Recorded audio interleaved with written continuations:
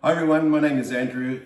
Today I want to show you how to make a very easy but delicious Greek dish called a tiropita. A tiropita is basically, as the name says, tiro, which means cheese, and pita is a pie. So basically it's a cheese pie. Savory, breakfast time, you have a party, bring it out as a snack. It's fantastic, it's delicious, and it's really simple to make. That's a great thing. So let me show you what is required, and then we'll go through and actually make one and give it a go and see what it comes out like. All right, so the ingredients are, what I've done is I've got feta. So here I've got 400 grams of feta, 300 grams of ricotta. So this is just a light non-flavors and cheese, but it sort of balances out the feta. Some people just use feta alone. I find that it's a bit too salty. So with this combination, it's actually easier to eat and a nice balance. You need a couple of eggs, right? So that the eggs are going to be used to actually bind the ingredients together. And you need some mint leaves. So here I've got basically a handful of mint leaves. We'll chop those up, and it's in a pan about say 40 by 25 or thereabouts. So that's what we're going to use to cook it in. It's been buttered, but you can use olive oil. And the other thing that I have is we've actually got the pastry sheets. Now, some people like making it themselves. I just think it's a real difficult task to make your pastry, so I use the easy way out. So you can actually go to your supermarket and buy something like the puff pastry there, ready made. Other people use phyllo. To me, this comes out quite light, golden, and it's a beautiful texture. So we'll start off. Simply, we're just going to beat up a couple of eggs, right? Very simple.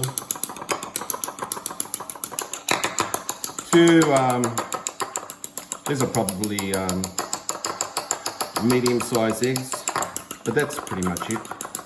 Done, ready to go into the mixture. We'll add that into the mixture. The leaves themselves, okay, the mint really goes well with the cheese, especially with feta. Get rid of the stalk. But no real precise method of doing this. I just grab them together, chop them up, and then that's just gonna be thrown through the whole mixture evenly. Okay, doesn't have to be tiny little pieces, these aren't too strong in flavor, and they can easily be left at that type of size. So you can see there, it's not too small. Some people might make them smaller, but that's it. Okay, now, this is the messy part. So the other thing I suggest is you've got to actually defrost and have your pastry defrosted, because you need to then layer it inside your pan, and unless it's defrosted, it's impossible to do. It's just going to snap. So that's been sitting out for about 15 minutes defrosting, and I've got my oven sitting there preheating at 180 degrees. Okay, the cheese, the feta, simply you just crumble it, right? So it's very simple, and it crumbles. Now, when you get feta, like, some people say, well, I'll just get some Danish or some Bulgarian, but trust me, get the real stuff, the Greek feta. If you can get it imported from Greece, there's nothing better, and it's actually beautiful eaten straight into a salad as well. You can use it for various dishes. So very easy, crumble it, not very hard. Wear gloves. You don't have to wear gloves. Clean your hands well if you don't have gloves, but with COVID, and as you know, we're all going through it at the moment. A lot of people have got spare gloves. The ricotta, again, it's a very light cheese. It sort of gives a creamy consistency to the dish. So ricotta, you can buy it in little tubs from a delicatessen, and use it multiple times. You can't keep it too long, don't get too much. But, they sell them in little tubs of 600 grams or, 1 kilo. Start putting your ingredients through. Okay, I've done one mistake here, which is I should have I'll put the eggs in now. Should have put the other dry ingredients, which is the pepper. But don't put salt. Okay, this meal is very salty because of the feta. Put that through. It's a bit messy, but don't worry. Okay, mix it through, and I'm getting to the stage where glove 1 comes off because I've got to actually add some more ingredients, and glove 2 is going to come off now. And we just add the pepper. You know, it's quite a large volume of, I don't know, that's probably, you know, a good couple of pinches there. And nutmeg is optional. I just put a little sprinkle there, you know, again, not too much. Balance it out.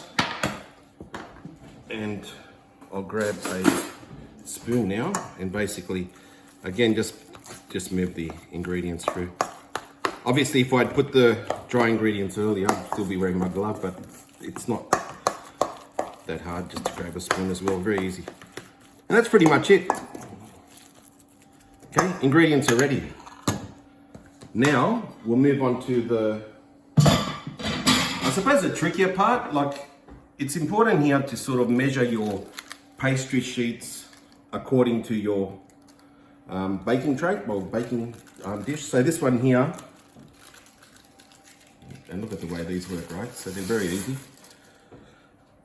I've done this before, so I know. I try to put it down low. Not too high because there, and you can actually chop this off as well. All right, so that's the bottom part. This is where you need to have it, like, it's like a jigsaw puzzle. So about there, okay. So easy to cut and manipulate. And the edges, I just overlap them. Okay, so you can see there, it's just gone over a little bit. I just push them. A lot of people add water to join them, but I just find just pushing it together whilst it's nice and soft is fine. Now, what you'll see is, you'll see little sections like this here. Okay, don't get too worried. We can then overlap the top part and join it together. You can do it now if you want as well, but I'll add the ingredients to start off with, and then we can play with the pastry afterwards. So the ingredients, scoop them in, even them out.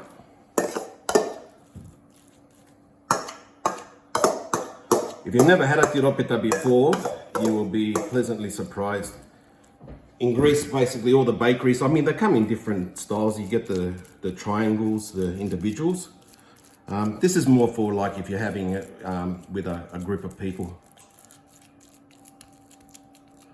Okay, and this is where your innovation or innovative skills will come out when you try to put these top sheets on. Okay, try to balance it out as best possible. And believe me, once this cooks, the sheets themselves puff up. They all stay together, which is one of the good things with using ready-made puff pastry as well. So the last sheet now is coming on. This is pretty evenly spread. What I'll do here is I'll actually start from this side and use this edge here to close the gap.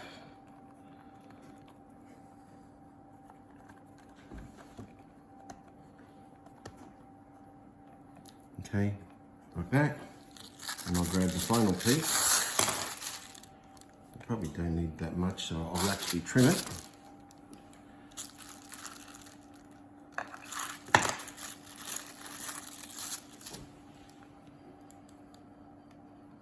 Okay, put it on.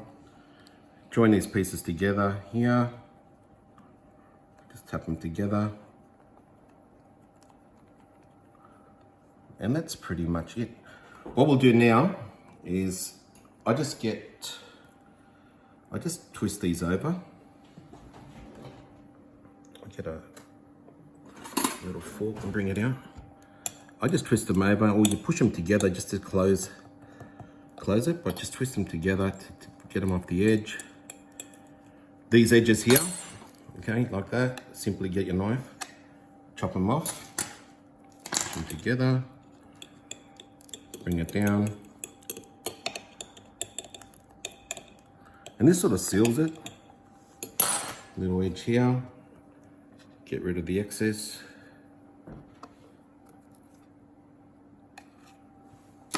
End up with a little bit of scrap.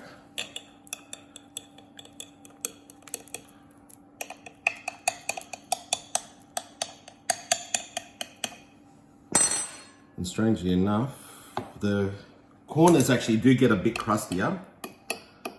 We actually get people fighting over the corners. They do love the extra crust.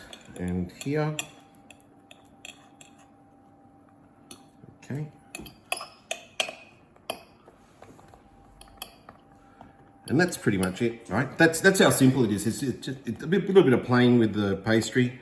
What I then do is I just put some holes, let it breathe, and a bit of butter or a little bit of oil. I just spread a little bit over it. Helps it get golden brown, helps it puff. But I find even if you don't put any oil, it still does the job. I think these sheets actually have the oil built into them, or the butter comes out. Presto, your ingredients are all together, combined, ready for the oven. With this size dish, this will take 35 minutes at 180 degrees, 35 to 40 minutes. So make sure you monitor it. The oven's hot. 180 degrees on fan forced, and we'll put it on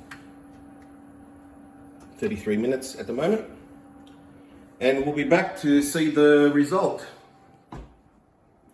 It's been 40 minutes, pretty much to the time that I expected. So as you can see, the result now is that you've got a golden puff pastry. So out of this, I could probably get 12 pieces. So, you know, you can cut it, you know, into sections. So this is still a little bit warm. It's been out of the oven just for a few minutes. So simply cut it. You can cut it into thirds this way. I'm just going to do it one piece now, but basically you can just cut it away, cut all the way down, cut into, you can probably serve 12 decent pieces for a snack. And just for the taste test here, just so that you can have a look at what it looks like here, it's actually quite, you know, it's not too thick. If it's too thick, it becomes a bit sickly, you know, so this is probably the right amount. To give it a test, I think it's been out for about 5 minutes now, so I'm not gonna scald my mouth.